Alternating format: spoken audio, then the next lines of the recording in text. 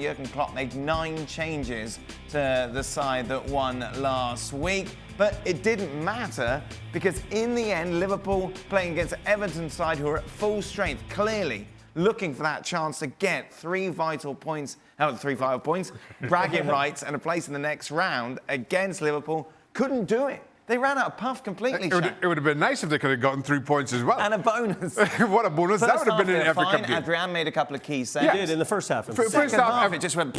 Everton were by far the better of the two teams. And they sensed that there was an opportunity here to not just get their foot in the door and get their name in the hat in the next round, but given their recent run of not being able to win at Anfield, there was so much for the fans to be excited about, especially when you see that team sheet.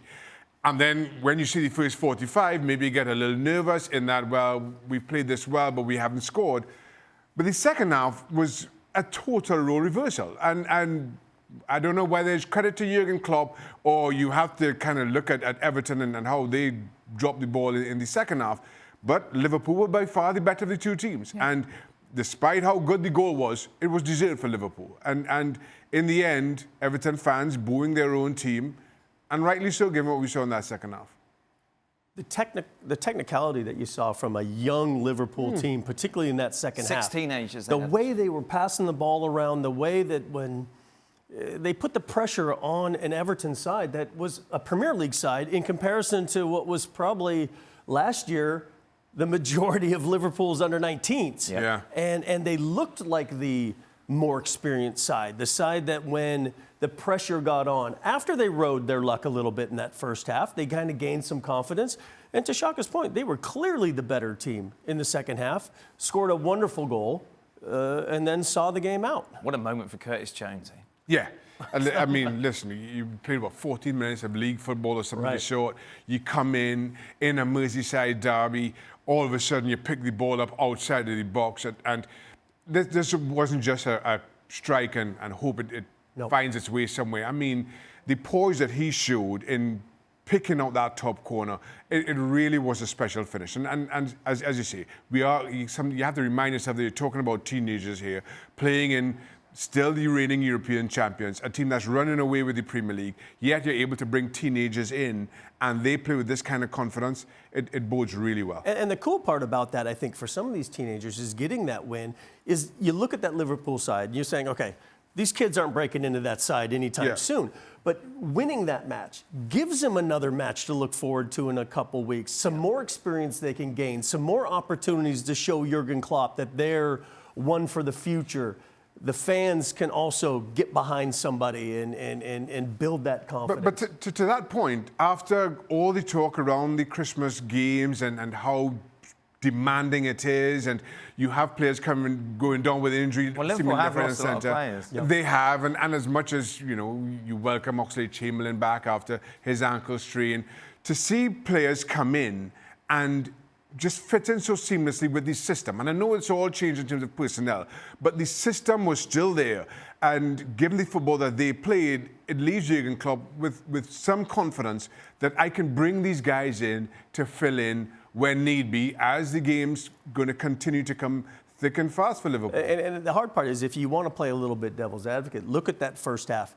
Everton had 2 or 3 opportunities that, look, they hit the ball straight at Adrian. Adrian had to make the save, but they had opportunities that on another day could have been up comfortably 2-0 in that first half. And we wouldn't be having this conversation. Sure. Yeah. So I think there's that little bit where you have that pride as a manager to say, look, the kids, they rode the pressure.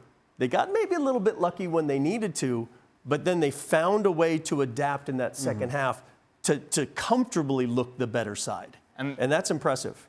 And this is why it's such a bitter pill for Everton fans to swallow as we welcome Keller and Marcotti into the show. If in that second half the veterans had come together and shown some drive, and maybe it was a bad refereeing decision or Adrian pulled off more saves, then maybe they could accept that. But the problem was, Gab, they were outplayed in that second half.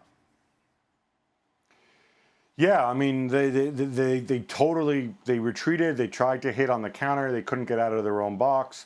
And, Carlo Ancelotti came out afterwards and he said, we knew that whoever was lining up in that Liverpool shirt, they were going to be playing with intensity. and that intensity totally failed us in the second half.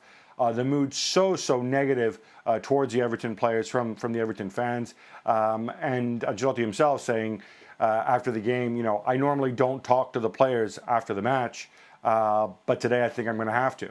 And he's had, I think, 2 full training sessions since taking over, but that can't be an excuse for what we saw out there in that second half against that Liverpool side. Is he going to be okay, Gab? Your BFF? Oh, he's fine always. Ancelotti's always fine. He's always happy. He'll be just fine. I mean, I think what it goes to show is that, Everton have work to do. And they, like I said, they're not going to be able to go and spend their way out of this. They've got caps. There's limits on what they can do in terms of financial fair play, in terms of short-term cost controls. So he's going to have to use the young players that they have. They have a good academy, and he's going to have to coach their way out of it, and he's going to have to get his message across, and they're going to have to smart in who they buy and who they sell. That is the only way that Everton are going to grow.